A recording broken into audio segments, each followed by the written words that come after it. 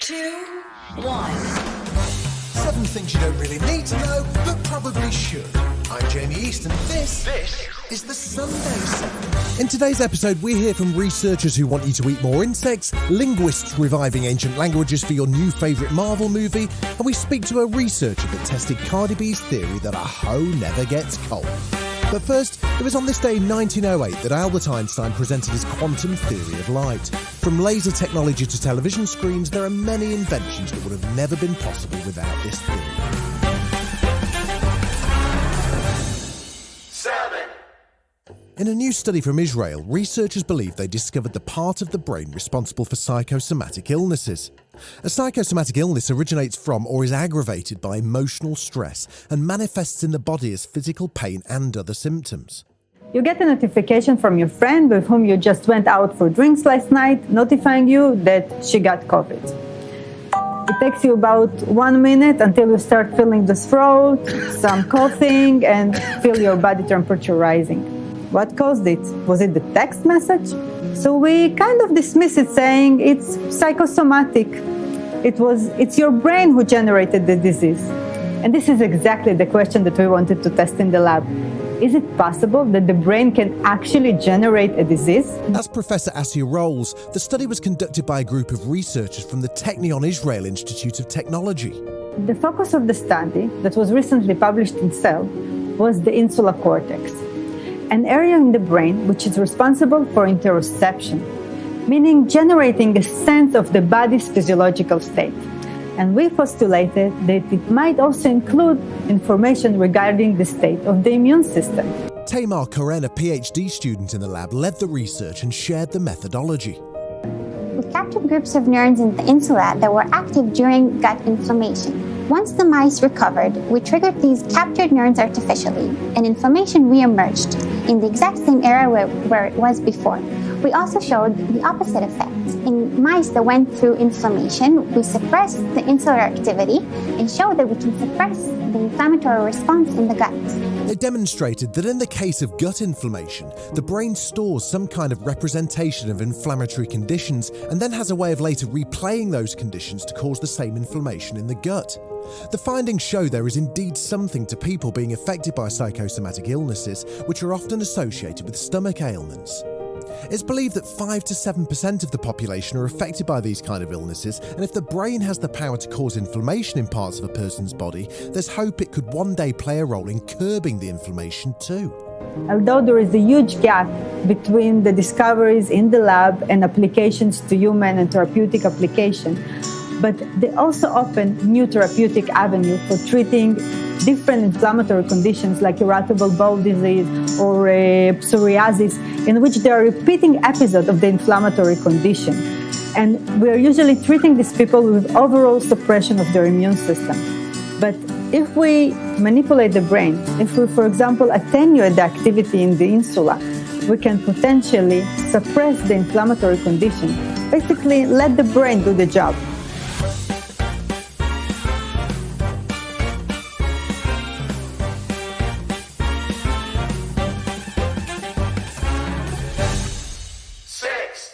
With COP26 drawing to a close this week, we've all been forced to consider how our lifestyle choices impact the planet. Food production accounts for 1/4 of the world's greenhouse gas emissions, and meat and dairy specifically accounts for around 14.5%. If the world is to meet its target of limiting global warming to 1.5 degrees, scientists say some degree of diet shift will be necessary and maybe even crucial. Why not consider roasting some mealworms and adding them in your salad like you would, toss some flax seeds into them? Because, that's healthy. It also packs a crunch, which is quite tasty. This might sound like a strange question, but Dr. Indraneel Chatterjee, a lecturer in consumer behaviour, wants you to eat more insects in a bid to help save the planet. Now, insects as an alternative to meat, we know the figures. The animals that we tend to eat are warm-blooded, and a lot of what they eat is consumed just to keep warm, whereas insects are not. The use of water, feed, the waste produced. The resource-saving potential is absolutely enormous. And that's why I feel we do need to be consuming more insects. I've been eating insects for about 7 years now, so I am relatively quite desensitized to it. I can literally look at a tarantula or something quite big and quite happily, eat it. However, there are other ways of introducing insects to people's diets. It's very, very easy to simply replace, say, 25% of the flour that you used in a baked item, such as a chocolate cookie or a brownie, and just replace 25% of the flour with the insect flour. Whole crickets, you can buy them online. If you dry roast them, add some teriyaki, sesame, spring onion, and have that with rice, it just tastes like a really tasty Japanese meal. And why not consider roasting some mealworms and adding them in your salad like you would, toss some flax seeds into them, because, that's healthy. It also packs a crunch, which is quite tasty. Still to come on the Sunday 7, plastic-eating bacteria and how one company is trying to capture and recycle the energy of a sweaty night out.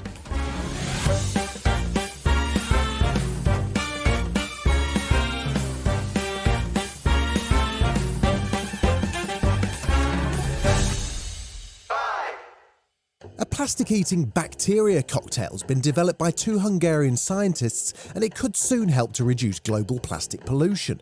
It can consume any single-use plastic in 7 weeks without any prior treatment or processing. The exact ingredients of the cocktail are top secret for now, but speaking with Reuters, CEO Liz Madara says she thinks that if it can be mass-produced, it could be a huge step in the global reduction of plastic waste. We saw plastic waste pollution as a very, very pertinent issue. So we decided to try to combine biotechnology and chemical engineering to create a media which can actually bring plastics back into the natural life cycle to which they once belonged.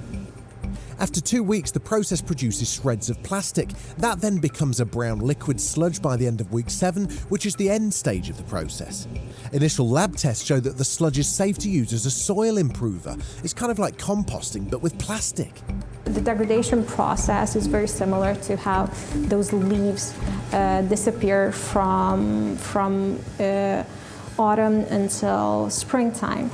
A consortia of microbes biodegrades them. And this is what we're doing with our bacteria and fossil-based plastics. If it works on a large scale, it can make a global impact, because the problem with plastics up until now was that they lingered on in the environment forever.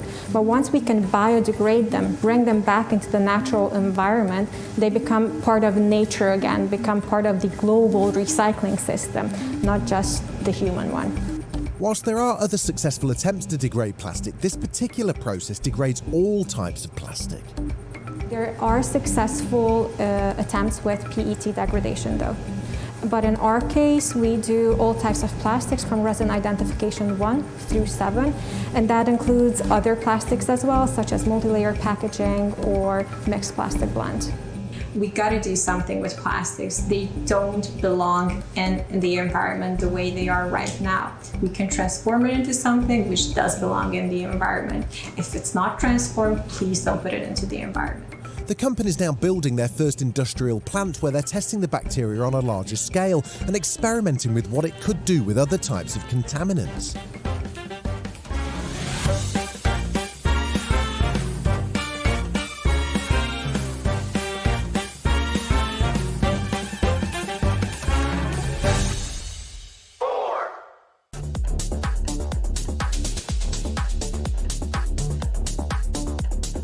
Could clubbers one day cool down a venue through their dance energy? Well, Glasgow nightclub SWG3 is hoping to do just that. They're set to trial technology that captures body heat from dancers and converts it into renewable energy to cool or heat the club. I do enjoy going out clubbing, and that was probably one of the inspirations for understanding how much wasted energy could be used from nightclubs. All this body heat is currently is left in the club and everyone gets too hot, or it's dumped into the atmosphere via a kind of more conventional air conditioning system. That's David Townsend, founder of Town Rock Energy, the geothermal energy consultancy on a mission to unlock clean energy. He explained to the BBC how the tech works.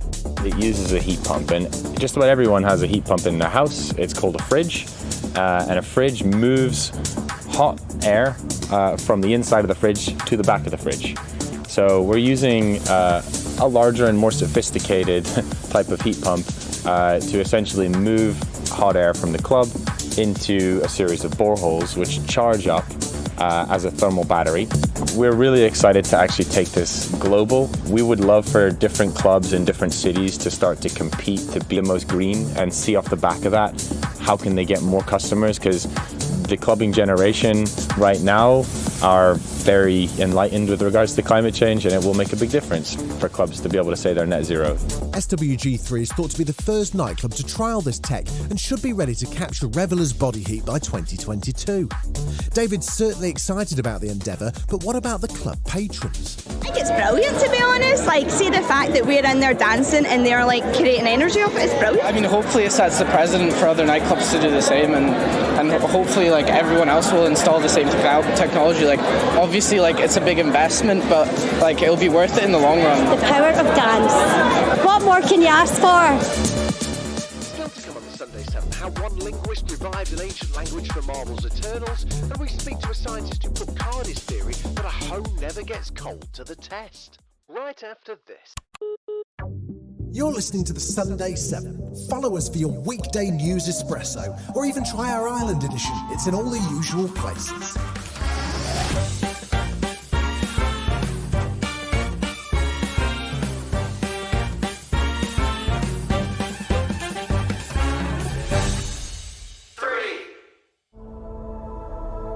We're Eternals.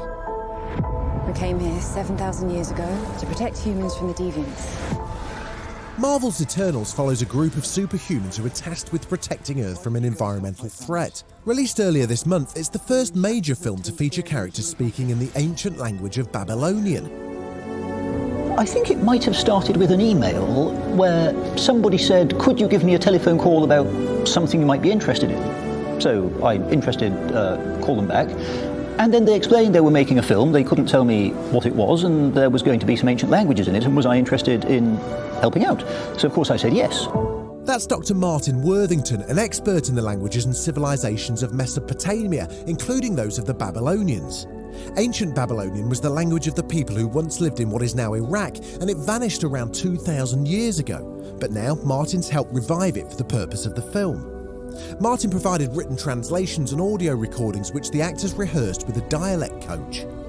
My understanding is that the film operates on multiple time planes, and because one of these time planes is ancient Mesopotamia, they wanted to include the original language to make it more authentic and, in a sense, more intellectually exciting, to really immerse the viewer in this world of antiquity, to make it interestingly different from our present lived experience. And so they turned to someone who works in that line of business, and that's where I came in. As exciting an opportunity as this was, there were some challenges bringing an ancient language into the modern world. What was really difficult is when they wanted real-life dialogue, I don't know, pass the salt over here. Oh my goodness, that's not the kind of things that cuneiform tablets normally say, because they're formal letters, they're administered records, they're stories, they're not records of real-life conversations. So there were a couple of occasions where people wanted to say thank you. Now famously, Babylonian doesn't actually have a word for thank you. So I had to think, well, what people would have done as an expression of gratitude, and so sometimes I said, I'm happy, because that seemed the logical thing to do in context, and sometimes I said, may the gods bless you. Yes, no Babylonians are alive today to correct me, so we'll see what my colleagues say and hope for the best. Still, this is a major first for a language that hasn't been spoken since 500 BC. Well, I think it's extraordinary that this film has decided to go out and use an ancient language for real. It's the first major film, so far as I know, that's ever done that, ever. So it's a film which is breaking ground, and hey, they decided to break ground by bringing in some ancient authenticity, so that's fantastic.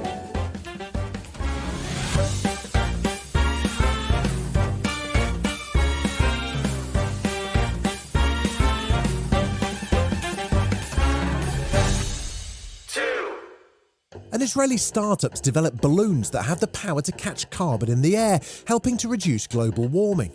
It was developed by Israeli startup High Hope Labs. CEO and founder Nadav Mansdorf walks us through how this new balloon will work. The beautiful thing is that capturing gas is very easy when it's close to freezing temperature.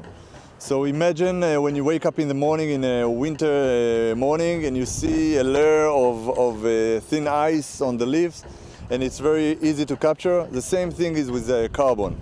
Carbon is freezing in minus 80 degrees. And the only place that we can find carbon in temperature close to that is 50 kilometers above our head. And while we're getting there with balloon, we can capture the carbon much more easily and with much less efforts and process. The payload go up with the balloon, connected to a balloon. The air goes through the payload, and in the middle of the payload, imagine some kind of freezer that capture only the carbon. Then it fills the can, get it down, and repeat repeatedly every day. The frozen carbon's then separated from the air to be brought back to Earth and recycled. The company aims to build larger balloons within a couple of years that could remove a ton of carbon a day. Without carbon capture direct from the air, all the climate events we saw on the last few years of fires and floods and other disasters will increase and be more painful.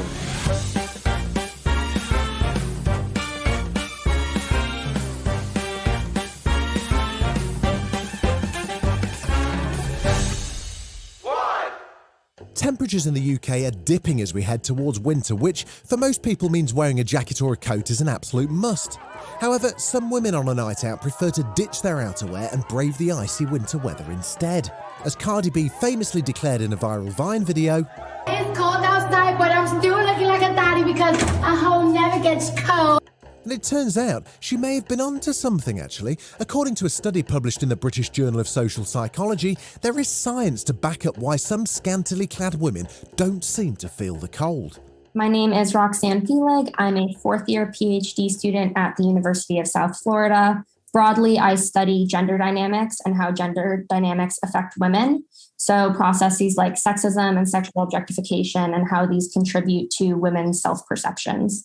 Based on the idea of objectification theory, Roxanne and her colleagues put Cardi's saying to the test. My other colleague, Jessica Jordan, and my advisor, Jamie Goldenberg, were the ones who considered that this relationship between objectification and body awareness might explain the common saying that was popularized by Cardi B, "A hoe never gets cold," which refers to this really publicly observed phenomenon of women appearing to be underdressed for cold weather, but also appearing to be unbothered by the cold temperatures. We surveyed female participants over 5 weekend nights. I believe it was just Friday and Saturday nights. We had a very brief one-page, one-sided survey asking them questions to assess their typical level of self-objectification, asking them to indicate how cold they felt, how many drinks they had consumed, how intoxicated they felt, some other variables that we thought might influence their relationship. And so after we took their photos, we thanked them for their time. And we later went back and coded each of those photos that we took for amount of skin exposure to test for this relationship between skin exposure and feeling cold. And what they found seems to confirm what Cardi's been saying all along. The main finding of this is that women who are more highly focused on their appearance, so women who are more likely to take an outsider's perspective of their body, showed no relationship between how little clothing they were wearing and how cold they reported feeling on a cold night. So these findings suggest that to the extent that women take this outsider's perspective of their body, they increasingly lose access to their physical experiences. And as you might have gathered already, these results are a little troubling, and Roxanne thinks so too. Given the fact that we were surveying women who were in line waiting to go into nightclubs and bars, where risk for sexual assault, risk for being slipped some type of date rape drug are increased. Oftentimes, date rape drugs, the side effects include things like delayed heart rate. If women are unable to recognize that they're feeling cold, or if they're unable to recognize their heart rate, they may be unable to recognize these physiological cues that are meant to keep them safe. But that's not to say that self-objectification is all bad. Objectification can be beneficial to women. It allows women to anticipate how they're going to be viewed by others. It allows them to, kind of modify their appearance to be in line with cultural ideals.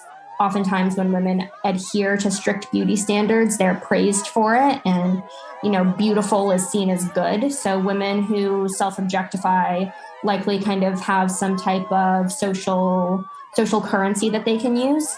I'm not sure if the disconnect from body states can be justified as evolutionarily beneficial, but it's definitely something interesting to consider. As for Cardi herself, what does she think of all this? So she actually retweeted the TikTok video that I posted. I haven't heard from her directly, but I do know that she's seen it. And I don't know if her retweet was an endorsement of the study. She didn't add any context or any of her thoughts, but she's definitely seen it. This has been the Sunday 7. Wherever you're listening, do us a favour and hit the follow button. We'll be back tomorrow at 7 a.m. with the regular Smart 7. Have a great rest of your weekend. Written, produced and published by Daft Doris.